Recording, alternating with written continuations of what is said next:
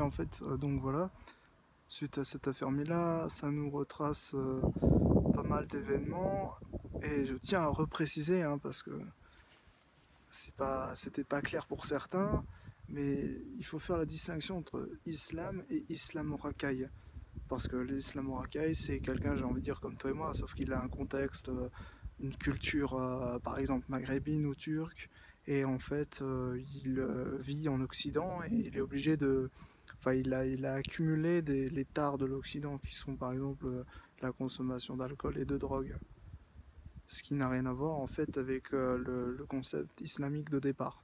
Alors, personnellement, je ne vais pas jouer l'hypocrite, hein, franchement. Voilà quoi. Il y a des choses.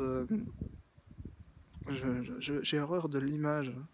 Parce que l'image, elle a toujours été utilisée pour faire de la publicité bien rasée, donc c'est bien. T'es beau, t'es propre, tu portes une costard cravate, t'es présentable, tout va bien. Mais en fait, c'est pas ça la vie. La vie, c'est un peu comme les Gilets jaunes. Bon, lui, c'est un cuveur de vin allemand. Et les Gilets jaunes, c'est plus un concept français, mais bon. Donc voilà. Non, les Islamo-Racailles, bon, ils consomment du shit souvent. C'est interdit, c'est haram. Dans l'islam, c'est interdit. Donc je le dis par rapport au concept des menaces de mort et tout ça. On peut y voir un lien avec l'islam, mais en même temps, il faut quand même noter que ces gens-là sont pas plus musulmans que toi et moi. Donc c'est dommage, si tu veux, dans un sens, parce qu'ils auraient fait abstraction quand même du fait que on ne critique pas la vidéo d'une adolescente, certes, qui du coup a fait le buzz, mais surtout par les médias, donc à l'international maintenant, donc qui est en danger de mort à l'international. Et on sait tous ce que vaut la police pour protéger ces gens, hein. On sait les affaires de protection judiciaire sous Charlie Hebdo, hein.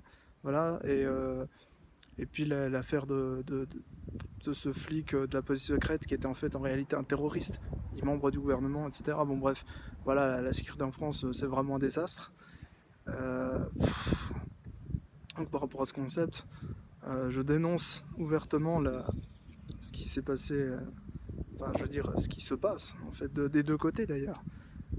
Aussi bien du côté de la sécurité que du côté de l'islamophobie et du racisme qui est véhiculé au travers des médias. Et c'est pas la première fois. Je rappelle quand même que Mila, bon, c'est une petite adolescente qui est islamophobe et raciste, mais rien à voir avec Charlie Hebdo, qui est un journal satirique, une, qui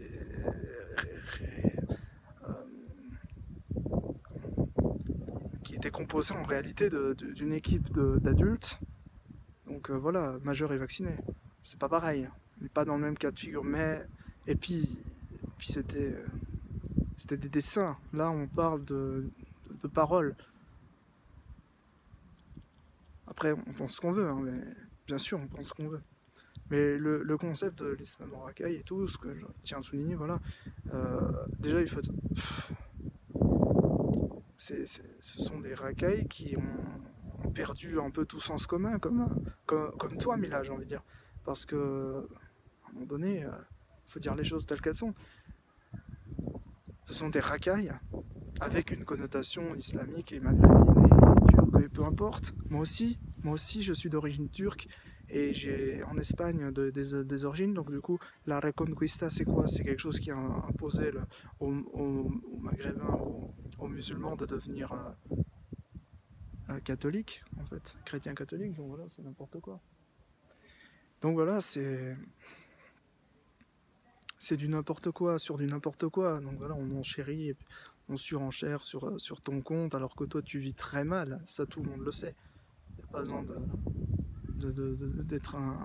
d'être sorti de Saint-Cyr comme Emmanuel Macron pour comprendre que la situation dans laquelle tu es, c'est vraiment une situation de merde, hein. Donc je me permettrai jamais de surenchérir là-dessus. De toute façon, moi je gagne pas une thune sur mes vidéos parce que je tiens à ma fierté et à ma liberté, ce vain mot. Et puis en tant qu'artiste, voilà, j'ai des origines à défendre et j'ai aussi ma fierté, et puis j'ai des convictions, et puis c'est vrai que quand on crache sur l'islam et sur les gilets jaunes, ça fait un peu un disque rayé, tu vois. Et surtout que moi, je me permettrais pas de taper sur l'hindouisme, alors que j'en pense pas moins. Le seul dieu en Inde que j'aime, c'est Ganesh, le dieu des foyers à tête d'éléphant. Enfin bref,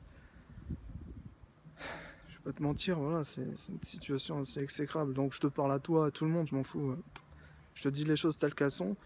Je dis pas que derrière ces gens-là, peut-être ils font les 5 prières par jour, peut-être ils font des trucs, mais après derrière, comme ils s'alcoolisent et puis qu'ils se droguent, ils fument du shit, et puis que derrière ils disent ouais, mais c'est naturel, c'est de la du bled et tout. Tu vois, nous les Turcs, on a le raki, et moi qui consomme de l'alcool par moment, en tant qu'autiste et tout, puis j'ai fréquenté des racailles aussi, faut pas l'oublier. Donc je te dis, je pense que c'est relatif.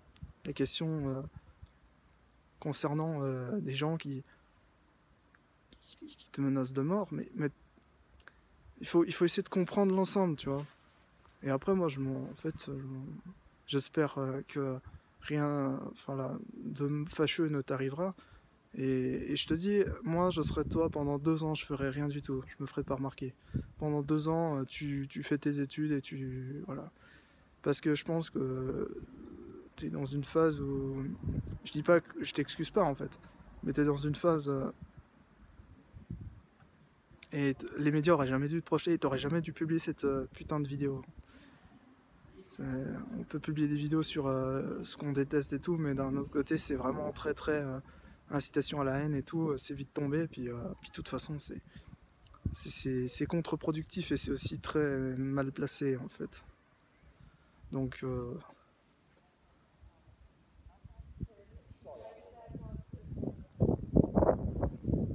voilà, depuis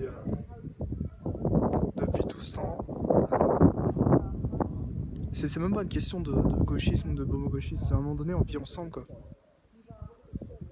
Bon ben moi j'ai fini, hein, parce que là ça parle.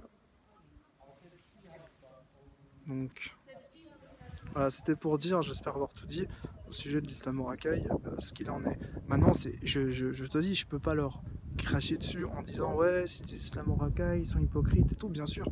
Mais de l'autre côté, ils agissent comme des gens que tu as un peu menacés dès le début. Tu as dit trop les rebeux, et ça, c'est afficher ses préférences raciales. Je veux dire, franchement, moi aujourd'hui, je pourrais même pas te dire que j'ai des préférences raciales. Même si tu vas dire oui, mais j'ai une tendance aussi. Oui, mais ça, c'est relatif, c'est polémique. Mais derrière, jamais je me permettrais de dire ce que tu as dit. Et puis même, c'est même pas une question de menace de mort, parce que tu sais, bon, au bout d'un moment, je vais quand même le dire. On finit tous morts un jour, donc c'est pas la question. La vraie question, en fait, de cette menace, c'est surtout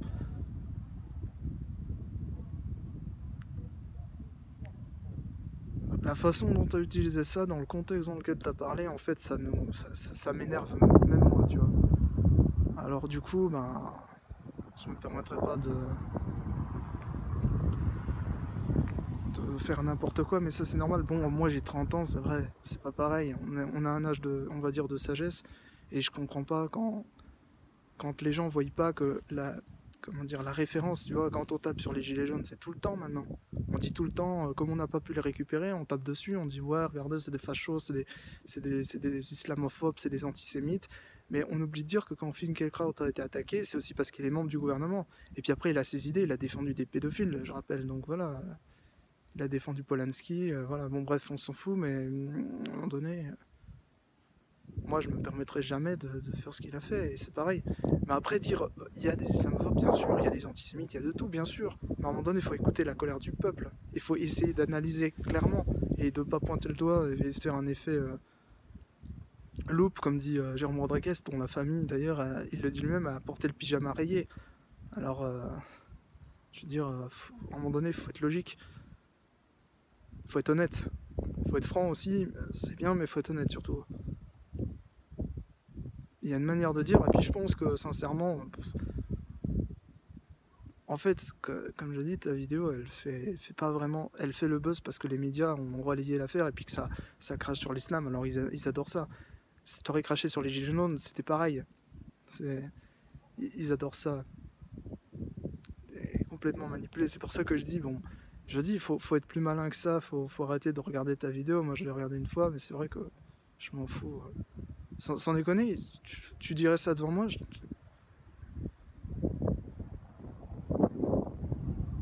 enfin, c'est juste, ça m'agresse un petit peu, mais ça va pas. Voilà, j'ai mon passé, j'ai tout un tas de trucs derrière moi, je suis pas con. Mais il y en a certains, ils vont le prendre pour eux, vraiment, et puis ils vont t'agresser, quoi. Moi,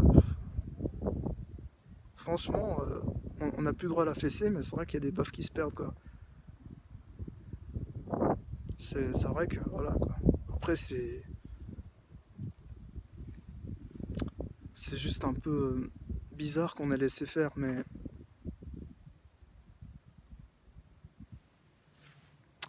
c'est trop, quoi. Au bout d'un moment, il y a un dosage quand même.